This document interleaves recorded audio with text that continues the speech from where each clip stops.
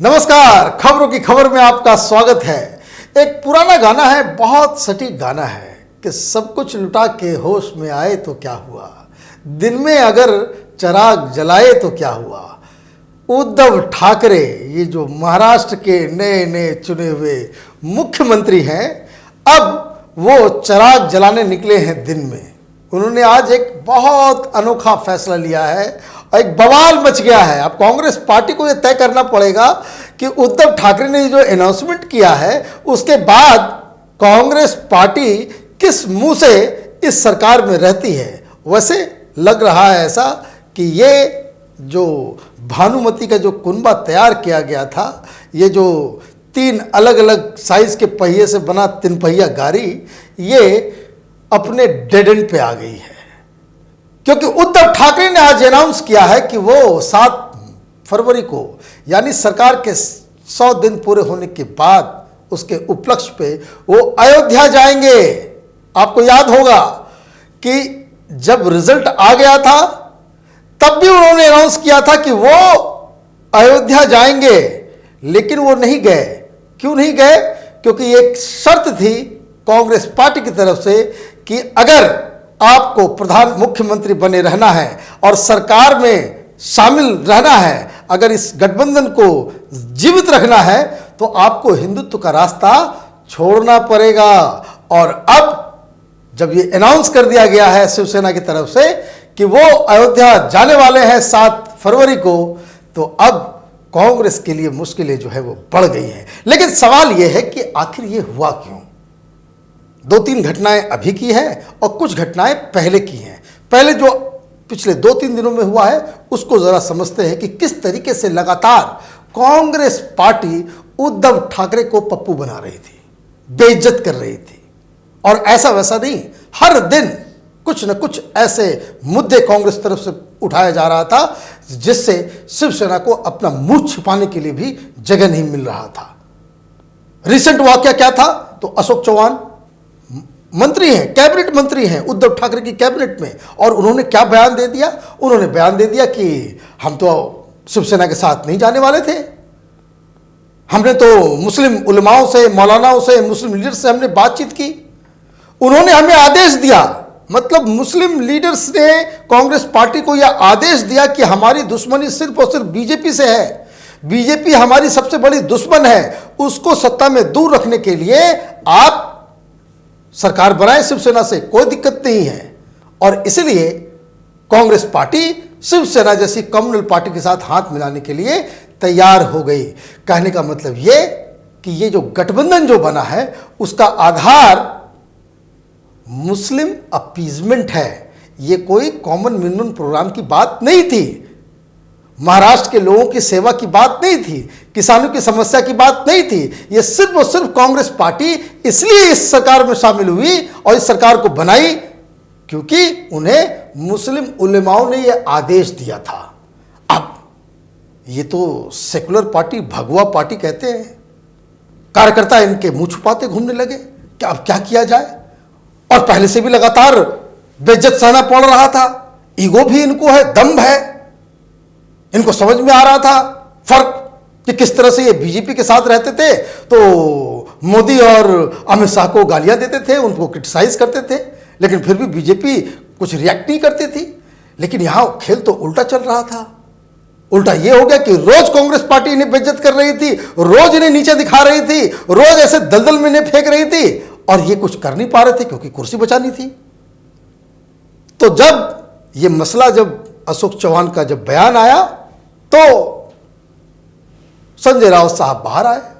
उन्होंने बड़े दुख के साथ कहा कि ये ऐसे तो सरकार नहीं चल सकती। क्यों नहीं चल सकती? क्योंकि वैचारिक बहुत मतभेद है, विरोधाभास है, और इस तरह से अगर सारे लीडर्स अपने मन से बयानबाजी करते रहेंगे तो इसका भविष्य नहीं है। उन्होंने मान लिया।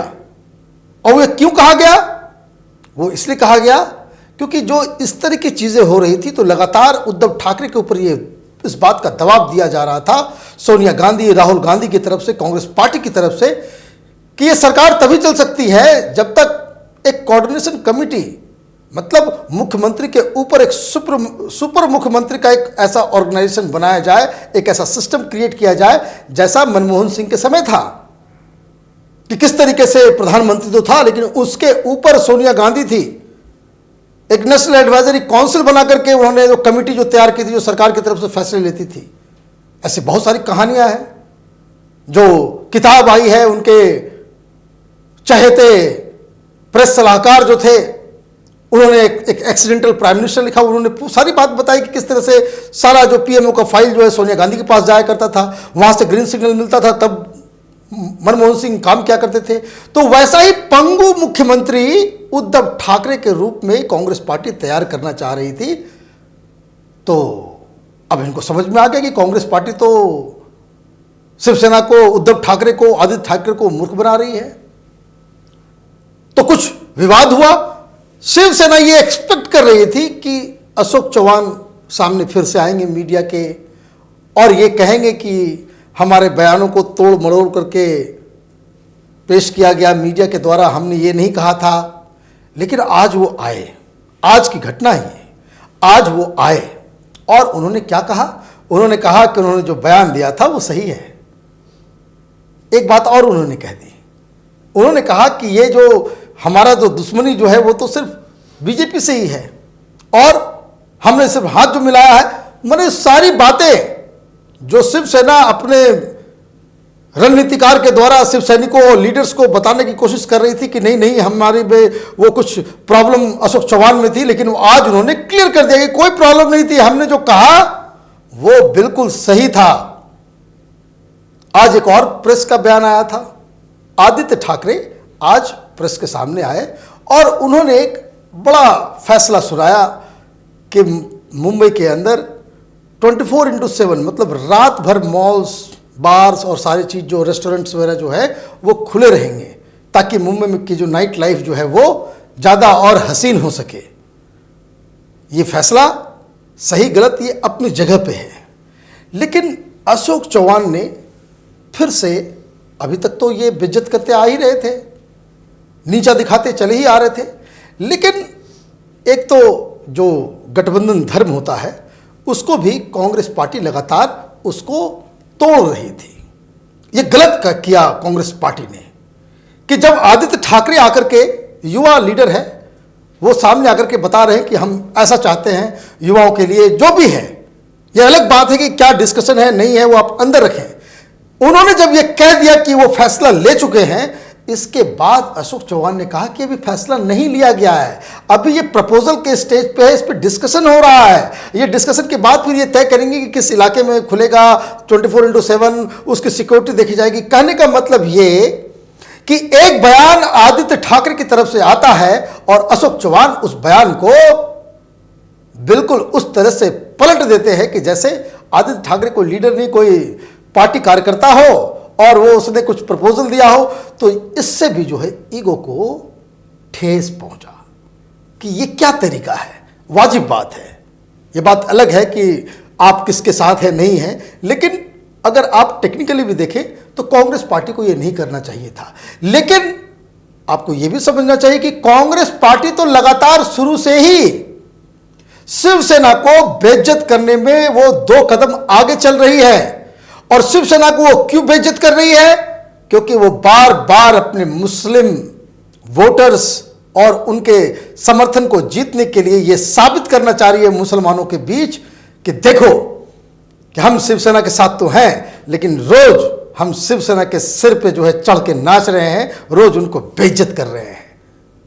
मसला कहां से शुरू हुआ? आपने पहले, जब सरकार बनाने से पहले आपने पहला शर्त रखा कि आपको हिंदुत्व छोड़ना होगा। शिव सैनिक उद्धव ठाकरे की तरफ ताकते रहे, आदित्य ठाकरे की तरफ देखते रहे, लेकिन इन्होंने कॉम्प्रोमाइज कर लिया। एक शब्द उन्होंने जो है हिंदुत्व को लेकर के एक बयान नहीं दिया।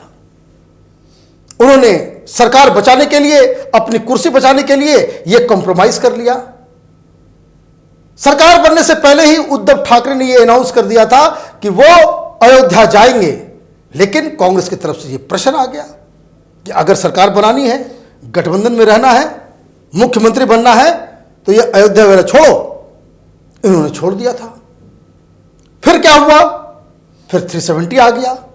370 में अब ये तो शिवसेना का कोर आइडियोलॉजी है कि 370 को हटाया जाए। आज से नहीं, बाला साहब ठाकरे के जमाने से चला आ रहा था ये बात कि पूरा कश्मीर हमारा है। आपको सरकार बचाने के लिए, अपनी कुर्सी बचाने के लिए कॉम्प्रोमाइज करना पड़ा। चोरी छुप के तो कहीं से आप वापस आ जा रहे हैं, वॉकआउट कर जा रहे हैं। किसी तरीके से यह मसला ठहरा। कांग्रेस पार्टी ने सावरकर को होमोसेक्सुअल बता दिया, गे बता दिया। लगातार वो बेइज्जत करना शुरू कर दिया इन्होंने। और जब बेइज्जत करना इन्होंने शुरू कर दिया तो संजय राउत को दबी हुई जुबान से वो आकर के कहना पड़ा कि देखिए, उन लोगों को, जो लोग सावरकर को नहीं जानते हैं, उनको पढ़ना चाहिए, ये करना चाहिए, वो करना चाहिए। और ये सब कौन कर रहा था? बाकायदा राहुल गांधी पब्लिक स्पीच दे रहे थे कि जो शिवसेना जिस शख्स को अपना देवता मानती है, जिसकी विचारधारा पे चलती है, उसको वो होमोसेक्सुअल, गे बताया जा रहा है, उसको कायर मक्कार, अंग्रेजों का दलाल बताया जा रहा है। शिवसेना खून के पी करके अपना जो है वो चुप रही क्योंकि सरकार बच जाए किसी तरीके से। लेकिन कांग्रेस पार्टी नहीं सुन रही, पैंपलेट निकाल रही है, तो सारा कुछ हो रहा है। फिर सीएए का मसला आया। लगातार इस बात का दबाव दिया जा रहा था कि उद्धव ठाकरे ये अनाउंस करें कि जो महाराष्ट्र की जो सरकार है वो सीएए को महाराष्ट्र में लागू नहीं करेगी। अशोक चौहान ने भी उस दिन कहा कि ये लागू नहीं होने देंगे। लेकिन ये बात लगातार कांग्रेस पार्टी की तरफ से ये प्रेशराइज किया जा रहा था कि जिस तरह से कांग्रेस के जो सारे जो मुख्यमंत्री हैं, जो सोनिया गांधी के गुलामों के जो लिस्ट में जो सबसे अव्वल हैं, वो जिस तरीके से एक स्वर में लगातार कहते जा रहे थे कि वो सीएए, एनआरसी और एनपीआर को लागू नहीं होने देंगे, उस तरीके से उद्धव ठाकरे भी उस चीज को अनाउंस करे। दुविधा में आ गए ये लोग कि ये किस तरह से होगा। लेकिन जब ये मुसलमानों का जब मसला आया, एक और मसला बीच में आया कि जब उद्धव ठाकरे और शिव सैनिक लगातार इस बात की प्रेशर दे रहे थे कि मराठा सरदार, इतना बड़ा कमांडर, वीर तानाजी मालुसरे के ऊपर एक फिल्म बनी है, उनको टैक्स फ्री किया जाए। कांग्रेस पार्टी ने उस पर दबाव डाल दिया कि नहीं, अगर तानाजी को टैक्स फ्री किया जाएगा तो छपाक को भी कीजिए आप। मतलब ये हर दिन बेइज्जत होते होते होते होते ये आज उद्धव ठाकरे का पेशेंस जो है वो जवाब दे गया। आज उन्होंने क्या क्या फैसले लिए? तो उन्होंने आज पहला फैसला ये लिया कि उन्होंने तानाजी को टैक्स फ्री कर दिया, छपाक को नहीं किया। आज फैसला आया है। अब यही इसलिए मैंने कहा कि सब कुछ लुटा के होश में आए तो क्या हुआ। आप देखिए 2 सप्ताह होने वाले हैं, 250 करोड़ की जो फिल्म जो है बिजनेस कर चुकी। जिनको ये फिल्म देखना था वो देख चुके, फिर आप क्यों कर रहे हो? दिन में चिराग आप जलाओगे और लोग समझेंगे कि लोग बेवकूफ हैं। लेकिन ये फैसला क्यों लिया गया? ये फैसला कांग्रेस पार्टी के लिए लिया गया कि इनफ इज इनफ। हम सिर्फ दिखाने के लिए शेर नहीं लगाते हैं, हमारे अंदर कुछ जमीर जो है अभी भी बची हुई है। आपने बहुत कुचल दिया, आपने हमारे ईगो के ऊपर बुलडोजर चला दिया, लेकिन अभी भी कुछ बचा हुआ है, इसलिए वो दे आर फाइटिंग बैक। और इसीलिए उद्धव ठाकरे को आज ये कहना पड़ा कि वो अयोध्या जाएंगे। अब सवाल ये है कि वो तो अयोध्या का उन्होंने अनाउंस कर दिया, अब मीडिया वालों को जाना चाहिए सोनिया गांधी के पास, मीडिया वालों को जाना चाहिए वो महाराष्ट्र में एक जो चाणक्य हैं शरद पवार के पास कि क्या उद्धव ठाकरे अयोध्या में जाकर के वो पूजा करेंगे, राम मंदिर के बारे में वो भाषण देंगे। वो जब ये कहेंगे कि राम हमारा सपना पूरा हुआ, शिव सैनिकों का सपना पूरा हुआ, यहाँ पे एक भव्य मंदिर बनेगा, उसका वो स्वागत करते हैं, तब ये जिनके कहने पे इन लोगों ने, कांग्रेस पार्टी ने, जिन मुस्लिम लीडर्स और मुस्लिम रहनुमा और मुस्लिम मौलानाओं और मौलवियों के कहने पे इन लोगों ने शिवसेना के साथ सरकार बनाई, अब वो क्या कहेंगे? तो क्या कांग्रेस पार्टी फिर यही कहेगी कि हमने तो मौलवी और मौलानाओं के कहने के ऊपर हमने सरकार बना ली, लेकिन अब यही मौलवी और मौलाना ये कह रहे हैं कि अब सरकार से हट जाओ। क्या कांग्रेस पार्टी के पास कुछ जवाब होगा? और लोग ये जानना चाहते हैं कि आखिर शिवसेना इस चीज़ों को, उद्धव ठाकरे इन चीज़ों को पहले क्यों नहीं समझ सकी? क्योंकि कांग्रेस का तो इतिहास रहा है कि जब भी वो गठबंधन में गई है और उनका मुख्यमंत्री नहीं रहा हो या प्रधानमंत्री नहीं रहा हो, वो सरकार ज़्यादा दिन तक नहीं चल सकती। चंद्रशेखर की सरकार 4 महीने में उन्होंने गिरा दी। बहाना क्या दिया? तो बहाना यह दिया कि भाई हमारी जासूसी हो रही है। गुजराल की सरकार महीनों में गिर गई। देवगौड़ा की सरकार, तो कहने का मतलब यह है, अभी लेटेस्ट कर्नाटक में हुआ जो, तो कांग्रेस पार्टी का यह चरित्र ही रहा है कि ये तो लूट खसोट करने वाली पार्टी है ना। इनको जब तक वो फाइनेंस, पीडब्ल्यूडी और सारा कुछ नहीं मिलेगा तब तक वो काम चलेगा नहीं। और आपने उनको कम सीटें दी मंत्रिमंडल में, तो लगातार ये दिक्कत जो है वो हो रही थी। और दूसरा ये सीए को लेकर के पूरे देश में कांग्रेस पार्टी अपने आप को, आज देखिए सुप्रीम कोर्ट में क्या हुआ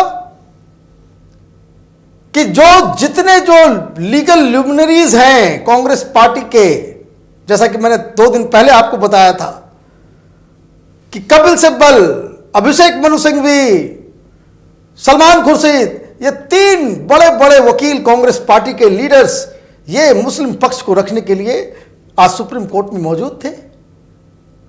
और किसके लिए वो लड़ रहे हैं? तो वो लड़ रहे हैं ये जो, क्योंकि इन्होंने ये अफवाह फैलाई है कि मुसलमानों की नागरिकता जाने वाली है, मुसलमानों को कंसंट्रेशन कैंप में डाल दिया जाएगा, मुसलमानों की नसबंदी कर दी जाएगी। और अब इसलिए अब जब वो कोर्ट में मसला चला गया तो वो लड़ने के लिए वहां पर चले गए हैं। तो कहने का मतलब ये है कि कांग्रेस पार्टी जो ब्रजन तरीके से, बिल्कुल नग्न तरीके से कांग्रेस पार्टी मुस्लिम अपीजमेंट में तुली हुई है, मुस्लिम के वोट के लिए उन्होंने सारा कुछ दांव पे लगा दिया है। और दूसरी तरफ फंसी हैं शिवसेना और उद्धव ठाकरे, जिनको ये डर सता रहा है कि जिस तरीके से कांग्रेस पार्टी के कहने पे ये लगातार कॉम्प्रोमाइज़ पे कॉम्प्रोमाइज़ करते चले जा रहे हैं, कहीं ऐसा ना हो कि 23 तारीख को वो जो राज ठाकरे का जो रैली होने वाली है, राज ठाकरे जो अपना झंडा बदलने वाले हैं, राज ठाकरे जो अपना एजेंडा बदलने वाले हैं, उस सुनामी में शिवसेना के कई सारे कार्यकर्ता और लीडर बह के राज ठाकरे की गोदी में न चले जाएं। बड़ी दुविधा है। सरकार चलाना आसान नहीं है। जिस दिन वो मुख्यमंत्री बने थे, कैपिटल टीवी में हमने लगातार, तब से हम इस बात को कहते चले आ रहे हैं कि उद्धव ठाकरे के सिर पे जो चीफ मिनिस्टर के जो ताज है, उस ताज में कांटे ही कांटे हैं, फूलों का नामो निशान नहीं है। अब देखिए वो अयोध्या जाते हैं तो एज ए चीफ मिनिस्टर जाते हैं या फिर सिर्फ शिवसेना के एक प्रमुख होने के नाते अयोध्या पहुंचते हैं। 7 तारीख का इंतज़ार हमें भी है, आपको भी होना चाहिए। आप देखते रहिए कैपिटल टीवी। हमारे वीडियोस को लाइक कीजिए, शेयर कीजिए और हमारे चैनल को सब्सक्राइब कीजिए। धन्यवाद।